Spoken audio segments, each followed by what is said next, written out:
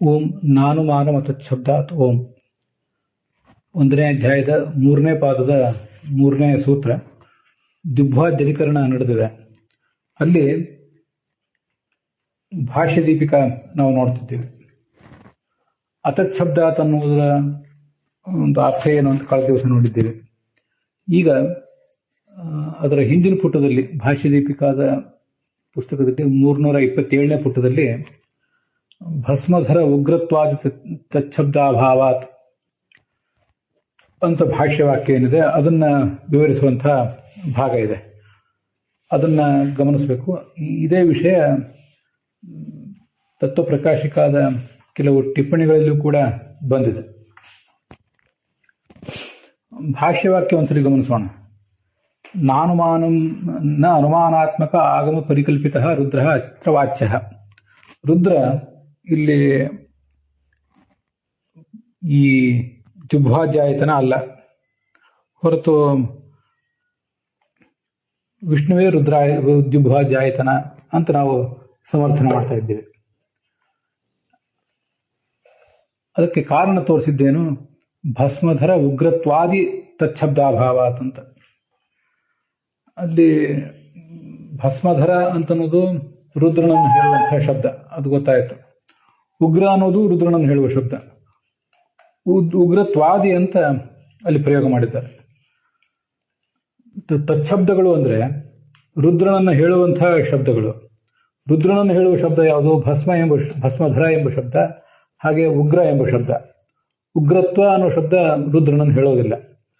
ಹಾಗಾಗಿ ಉಗ್ರತ್ವಾದಿ ಅಂತ ಹೇಗೆ ಬಂತು ಅನ್ನೋದನ್ನ ಇಲ್ಲಿ ಭಾಷ್ಯ ದೀಪಿಕಾದಲ್ಲೂ ವಿಚಾರ ಮಾಡಿದ್ದಾರೆ. ಇನ್ನು ಕೆಲವು ಬೇರೆ ಟಿಪ್ಪಣಿಗಳಲ್ಲೂ ಕೂಡ ಅದು ಕಾಣಿಸ್ತದೆ. ಭಾವಬೋಧ ಟಿಪ್ಪಣಿಯಲ್ಲೂ ಕಾಣಿಸ್ತದೆ. ಅದಕ್ಕೆ ಅರ್ಥನೂ ತೋರಿಸಿದರು. ತಸ್ಯ ರುದ್ರಸ್ಯ ಶಬ್ದ ತಚ್ಛಬ್ದ, ತಸ್ಯ ಶಬ್ದ ತಚ್ಛಬ್ದ. ತಥಾ ಚ ಭಸ್ಮಧರ ಉಗ್ರತ್ವಾದಿ ಧರ್ಮ ವಿಶಿಷ್ಟ ಧರ್ಮಬೋಧಕ ಭಸ್ಮಧರ ಉಗ್ರಾದಿ ಶಬ್ದಾಭಾವಾದಿ ತ್ಯಕ್ತಃ.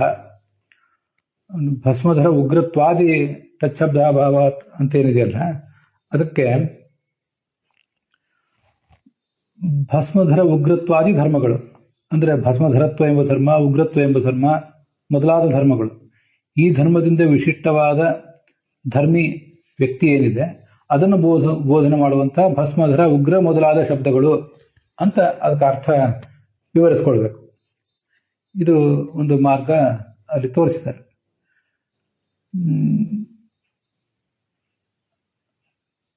ಅಲ್ಲಿ ಸ್ವಾರ್ಥೇತ್ವ ಪ್ರತ್ಯಯ ಅಂತ ಇನ್ನೊಂದನ್ನು ಕೂಡ ತೋರಿಸಿದ್ದಾರೆ. ಅಥವಾ ಅಂತ ಮತ್ತೊಂದು ಮಾರ್ಗ. ಭಾವಭವಿತ್ರೋಹೋ ಅಭೇದ ವಿವಕ್ಷೆಯ ಸ್ವಾರ್ಥೇ ತ್ವಪ್ರತ್ಯಯ. ಭಾವ ಅಂದ್ರೆ ಧರ್ಮ, ಭವಿತೃ ಅಂದ್ರೆ ಆ ಧರ್ಮವನ್ನು ಹೊಂದಿರುವಂಥ ವ್ಯಕ್ತಿ. ಅವೆರಡನ್ನು ಅಭಿನ್ನ ಅಂತ ಇಟ್ಕೊಂಡು ಅಲ್ಲಿ ಬಂದಿರುವ ತ್ವಪ್ರತ್ಯಯ ಏನಿದೆ ಅದು ಸ್ವಾರ್ಥ, ಧರ್ಮವನ್ನು ಅದು ಹೇಳ್ತಾನೇ ಇಲ್ಲ, ಧರ್ಮಿಯನ್ನೇ ಅದು ಹೇಳ್ತಿದೆ. ಹಾಗಾಗಿ ಭಸ್ಮಧರ ಮತ್ತು ಉಗ್ರ ಎಂಬ ಶಬ್ದಗಳು ಅಂತಾನೆ ಅರ್ಥ. ಅದಕ್ಕೆ ತ್ವ ಅನ್ನೋದನ್ನು ಬಿಟ್ರೆ ಏನು ಅರ್ಥ ಆಗ್ತದ, ತ್ವ ಅನ್ನೋದು ಇದ್ರೂ ಅದೇ ಅರ್ಥ ಆಗ್ತದೆ. ಈ ತರ ಮಾಡಿದಾಗ ಭಸ್ಮಧರ ಉಗ್ರ ಮೊದಲಾದ ಶಬ್ದಗಳು ಇಲ್ಲದೆ ಇರುವುದರಿಂದ ಅಂತ ಸರಳವಾಗಿ ಅರ್ಥ ಆಗಿಬಿಡ್ತದೆ.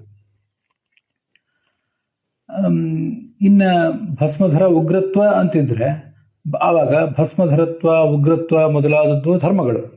ಆ ಧರ್ಮದಿಂದ ವಿಶಿಷ್ಟವಾದ ಧರ್ಮಿ, ಆ ಧರ್ಮಿಯನ್ನು ಹೇಳುವಂತಹ ಭಸ್ಮಧರ ಉಗ್ರ ಮೊದಲಾದ ಶಬ್ದಗಳು ಅಂತ ಹೀಗೆ ಅರ್ಥ ಆಗ್ತದೆ. ಎರಡು ಮಾರ್ಗಗಳನ್ನ ಅವ್ರು ತೋರಿಸಿದ್ದಾರೆ. ಈ ಎರಡನೇ ಮಾರ್ಗದಲ್ಲಿ ಧರ್ಮ ಮತ್ತು ಧರ್ಮಿ, ಭಾವ ಮತ್ತು ಭವಿತೃ ಎರಡನ್ನೂ ಅಭಿನ್ನ ಅಂತ ಪರಿಗಣನೆ ಮಾಡಿ ಅಲ್ಲಿ ಬಂದಿರುವ ತ್ವ ಪ್ರತ್ಯಯ ಅದು ಧರ್ಮಿಯನ್ನೇ ಹೇಳ್ತದೆ ಹೊರತು ಧರ್ಮವನ್ನು ಹೇಳೋದಿಲ್ಲ. ಅದರಿಂದ ಭಸ್ಮಧರ ಮತ್ತು ಉಗ್ರ ಮೊದಲಾದ ಶಬ್ದಗಳು ಇಲ್ಲದೆ ಇರುವುದರಿಂದ ಅಂತ ನೀವು ಅರ್ಥ ಮಾಡಿದ್ರಿ ಅಂತ ಅಥವಾ ಅನ್ನೋದ್ರಿಂದ ತೋರಿಸಿದ್ರಿ. ಹಾಗಾದ್ರೆ ತ್ವ ಅನ್ನೋದನ್ನ ಪ್ರಯೋಗ ಯಾಕೆ ಮಾಡಿದ್ದಾರೆ ಅಂತ ಜಿಜ್ಞಾಸೆ ಬರ್ತದಲ್ಲ. ಸ್ವಾರ್ಥಕ ಪ್ರತ್ಯಯ ಬರುವುದಾದ್ರೆ ಉಗ್ರತ್ವ ಅಂತ ಪ್ರಯೋಗ ಮಾಡಿ ಉಗ್ರ ಅಂತಾನೆ ಅರ್ಥ ಇಟ್ಕೊಳ್ಳೋದಾಗಿದ್ರೆ ಪ್ರಯೋಗ ಮಾಡಿದ್ದಾರೆ ಯಾಕೆ ಅಂತ ಈ ಒಂದು ಪ್ರಶ್ನೆ ಬಂದ್ರೆ, ಈ ಲಿಂಗಾತ್ಮಕ ಶಬ್ದ ಸ್ಯಾಪೆ ಸಂಗ್ರಹಾಯ, ನಾಮಾತ್ಮಕ ಶಬ್ದಗಳು ಲಿಂಗಾತ್ಮಕ ಶಬ್ದಗಳು ಎಲ್ಲವನ್ನೂ ಈ ಸಂದರ್ಭದಲ್ಲಿ ನಾವು ವಿಮರ್ಶಿಸ್ತಾ ಇದ್ದೇವೆ. ಆ ದೃಷ್ಟಿಯಿಂದ ಅದನ್ನೂ ತಗೊಳ್ಬೇಕು ಅಂತ ತಗೊಂಡಿದ್ದೀವಿ ಅಂತ ಅಭಿಪ್ರಾಯ. ಭಾವಬೋಧೇತು ಅನ್ನೋ ಮಾತಿನಿಂದ ಅಂತ ಅದೇ ಭಾಷೆ ದೀಪಿಕಾಕಾರರು ಮುಂದಿನ ಪುಟದಲ್ಲಿ ಭಾವಬೋಧ ಟಿಪ್ಪಣಿಯಲ್ಲಿ ರಘುತ್ತಮ ಸ್ವಾಮಿಗಳ ಟಿಪ್ಪಣಿಯಲ್ಲಿ ಬಂದಿದ್ದನ್ನು ಕೂಡ ತಗೊಂಡಿದ್ದಾರೆ.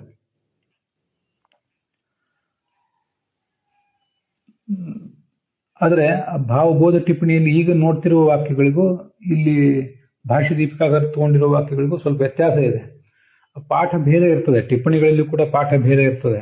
ಆದ್ದರಿಂದ ಸ್ವಲ್ಪ ಈ ಥರದ ವ್ಯತ್ಯಾಸ ಆಗಿರಬಹುದು.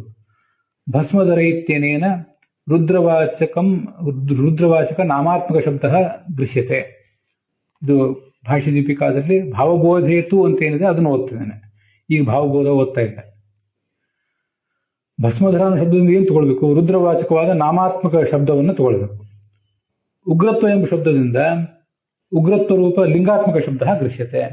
ತ್ವ ಅಂತ ಹೀಗೆ ಪ್ರಯೋಗ ಮಾಡಿದ್ರಿಂದ, ಅವರೇ ಹಿಂದೆ ಹೇಳಿದ್ರಲ್ಲ, ತ್ವ ಅಂತ ಪ್ರಯೋಗ ಮಾಡಿದ್ರಿಂದ ರುದ್ರನನ್ನು ಹೇಳುವಂತಹ ಲಿಂಗಾತ್ಮಕ ಶಬ್ದಗಳನ್ನ ತಗೊಂಡಿದ್ದಾರೆ. ಇನ್ನು ಆದಿ ಶಬ್ದದಿಂದ ಏನು ತಗೊಳ್ಬೇಕು? ನಾಮಾತ್ಮಕವೂ ಆದ ಲಿಂಗಾತ್ಮಕವೂ ಆದ ಶಬ್ದಾಂತರಗಳನ್ನು ಕೂಡ ಅಲ್ಲಿ ಸಂಗ್ರಹ ಮಾಡಬೇಕು.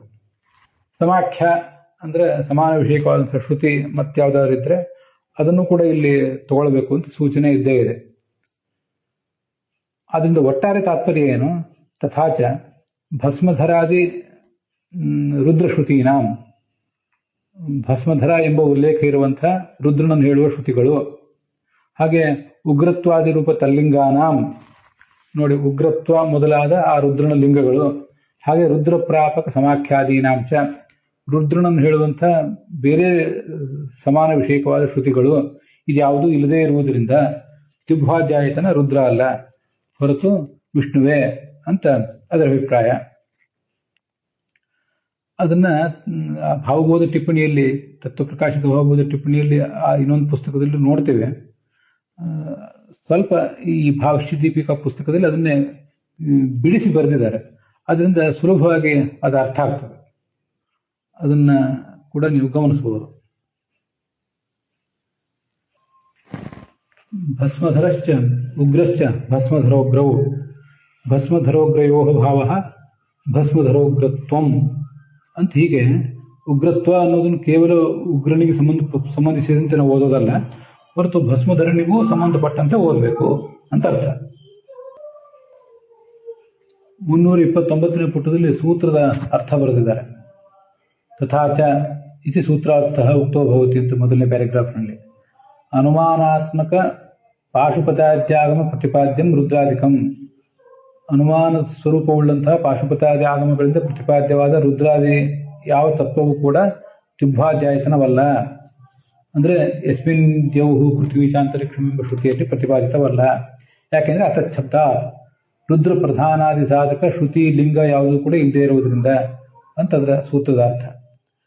ಅದಾದ್ಮೇಲೆ ಸೋಂತಕಃ ಸ ರುದ್ರ ಸ ಪ್ರಾಣಭೃತ ಅಂತ ಏನು ಶ್ರುತಿ ಇದೆಯಲ್ಲ, ಅಲ್ಲಿ ಯಹ ಹರಿಹಿ ಯಹ ಅನಂತಃ ಯಹ ವಿಷ್ಣು ಯಹ ಪರೋವರಿಯಾನ್ ಅಂತ ಇಷ್ಟೇ ಇದೆ. ಯಹ ಪರಃ ಪರೋವರಿಯಾನ್ ಅಂತ ಇಲ್ಲ. ಅದನ್ನ ಇನ್ನೊಂದು ಪಾಠ ಅಂತ ಅವರು ಕೆಳಗೆ ಅಡಿಟಿಪ್ಪಣಿಯಲ್ಲಿ ಹಾಕಿದ್ದಾರೆ. ಪ್ರಾಣಭೃತ್ ಅಂದ್ರೆ ಪ್ರಾಣಾಧಾರತ್ವ ಬೋಧಕ ಪ್ರಾಣಗ್ರಂಥಿ ಶಬ್ದವಾಚ್ಯ. ಪ್ರಾಣಭೃತ್ ಅನ್ನೋದಕ್ಕೊಂದು ಅರ್ಥ. ಪ್ರಾಣನಾಯಕ ಅಂದ್ರೆ ಪ್ರಾಣಗಳ ಸ್ವಾಮಿ ಅಂತ ಅರ್ಥ. ಈ ಅರ್ಥಗಳನ್ನು ಕೂಡ ಬರೆದಿದ್ದಾರೆ. ಯಹ ಪರೋವರಿಯಾನ್ ಸೋಪಿ ರುದ್ರಾದೇಹೆ,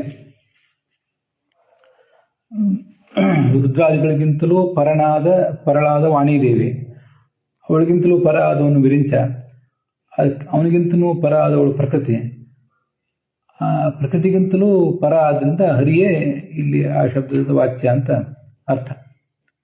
ಪರ ಅನ್ನೋ ಶಬ್ದ ತಗೊಂಡಿಲ್ಲ ಇಷ್ಟೇ, ಅವ್ರ ಪಾಠದಲ್ಲಿ ಅದು ಇಲ್ವೇನೋ, ಹೀಗೊಂದು ವ್ಯತ್ಯಾಸ ಇದೆ. ಅನಂತ ಅದಕ್ಕಿಂತ ಹಿಂದಿನ ವಾಕ್ಯದಲ್ಲಿ ಯಹ ಅನಂತಹ ತತ್ಶಬ್ದವಾಚ್ಯ ತ್ರಿವಿಧ ಪರಿಚ್ಛೇದ ಶೂನ್ಯ, ದೇಶತಃ ಪರಿಚ್ಛೇದ, ಕಾಲತಃ ಪರಿಚ್ಛೇದ ಮತ್ತು ಗುಣತಃ ಪರಿಚ್ಛೇದ ಅವನಿಗಿಲ್ಲ. ಎಲ್ಲ ಕಡೆಯೂ ಕೂಡ ಎಲ್ಲ ದೇಶಗಳಲ್ಲೂ ಎಲ್ಲ ಕಾಲದಲ್ಲೂ ಇದ್ದಾನೆ, ಎಲ್ಲ ಗುಣಗಳಿಂದಲೂ ವ್ಯಾಪ್ತನಾಗಿದ್ದಾನೆ ಅಂತ ಹೀಗಾದ್ರ ಅರ್ಥ. ಅಲ್ಲಿ ಎಲ್ಲ ಶಬ್ದಗಳ ಅರ್ಥ ಹೇಳಿದ್ದಾರೆ. ರುಜಂ ದ್ರಾವಯತೆ ಅಂದ್ರೆ ನಿರ್ವಾಪಯತಿ, ಪರಿಹಾರ ಮಾಡ್ತಾನೆ, ನಿವರ್ತಯತಿ. ದ್ರಾವಯತೆ ಅಂದ್ರೆ ನಿರ್ವಾಪಯತಿ, ಅದರ ಅರ್ಥ ನಿವರ್ತಯತಿ. ಮತ್ತೆ ಜನಾರ್ದನ ಜನನಂ ಅರ್ಧಯತಿ ಇತಿ ವ್ಯುತ್ಪತ್ತಿ. ರುಜಂ ದ್ರಾವಯತೆ ಯಸ್ಮಾತ್ ರುದ್ರಸ್ತಸ್ಮಾತ್ ಜನಾರ್ದನ, ಸಂಸಾರವೆಂಬ ರೋಗವನ್ನು ಪರಿಹಾರ ಮಾಡುವವನು ಅಂತ ಅರ್ಥ ರುದ್ರಾನ ಶಬ್ದಕ್ಕೆ. ಜನಾರ್ದನ ಅಂದ್ರೂ ಅದೇ ಅರ್ಥ. ಜನನವನ್ನ ವಸ್ತುತಃ ಜನವನ್ನ ಅರ್ಧನೆ ಮಾಡ್ತಾನೆ. ಜನರು ಅಂದ್ರೆ ದುಷ್ಟ ಜನರು, ಅವರನ್ನು ಅರ್ಧನೆ ಮಾಡ್ತಾನೆ ಅಂತ ಒಂದು ಅರ್ಥ ಇದೆ. ಮತ್ತೆ ಸಮಸ್ತ ಜನರನ್ನು ಕೂಡ, ಹುಟ್ಟಿದವರೆಲ್ಲರನ್ನೂ ಪ್ರಳಯ ಕಾಲದಲ್ಲಿ ಅರ್ಧನೆ ಮಾಡ್ತಾನೆ, ಅದರಿಂದಲೂ ಜನಾರ್ದನ. ಒಟ್ಟಾರೆ ನಮ್ಮ ಜನನವನ್ನ, ಪುನರಪಿ ಜನನಂ ಪುನರಪಿ ಮರಣಂ, ಇದನ್ನ ಅರ್ಧಯತಿ, ನಾಶ ಮಾಡ್ತಾನೆ, ಅದರಿಂದಲೂ ಜನಾರ್ದನ ಅಂತ ಹೀಗೆ ಬಂದಿದೆ. ಮುಂದೆ ಈಶಾನಃ ಮಹಾದೇವ ಅಂತಿದೆಯಲ್ಲ, ಅಲ್ಲಿ ಮಹಾದೇವೋ ಮಹತ್ವತಃ ಅಂತ ಮೂಲದಲ್ಲಿದೆ ಬ್ರಹ್ಮಾಂಡ ಪುರಾಣದ ಶ್ಲೋಕದಲ್ಲಿ. ಅದರಲ್ಲಿ ದೇವ ಅನ್ನೋ ಶಬ್ದದ ನಿಷ್ಪತ್ತಿ ತೋರಿಸಿಲ್ಲ. ಆದರೆ ದೇವ ಅಂದ್ರೆ ಮಹತ್ವತಃ ಅನ್ನೋದು ಉಪಲಕ್ಷಣ ಇದೆ. ಅದರ ಮೂಲಕ ದ್ಯೋತನಾಥ್ ದೇವಶ್ಚ ಅದನ್ನು ತಗೊಳ್ಬೇಕು. ದ್ಯೋತನಾಥ್ ಅಂದ್ರೆ ಕ್ರೀಡಾಗುಣ ವಿಶಿಷ್ಟನಾದವನು, ಬೆಳಗುವವನು ಅಂತ ಹೀಗಾದ್ರ ಅರ್ಥ.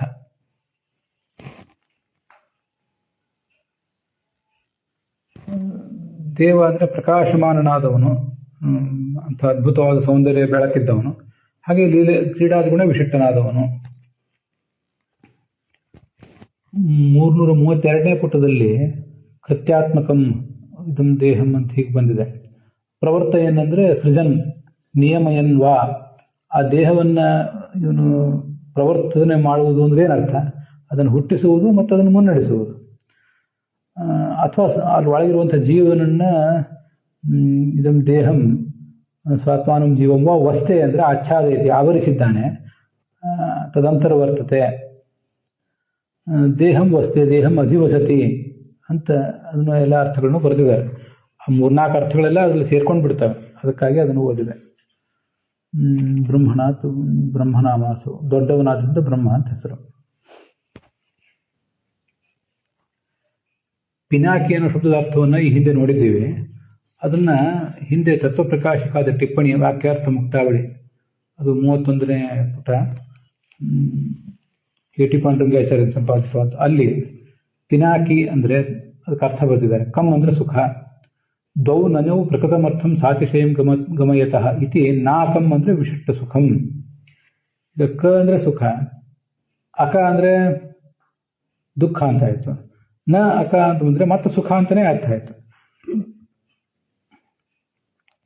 2 ನನಿಗಳಿದ್ದಾಗ ಅಂದ್ರೆ ನಾಕ ಅನ್ನುವಲ್ಲಿ ನ ಒಂದಿದೆ, ಅಕ ಅನ್ನುವಲ್ಲಿ ಒಂದು ನನ್ನಿದೆ.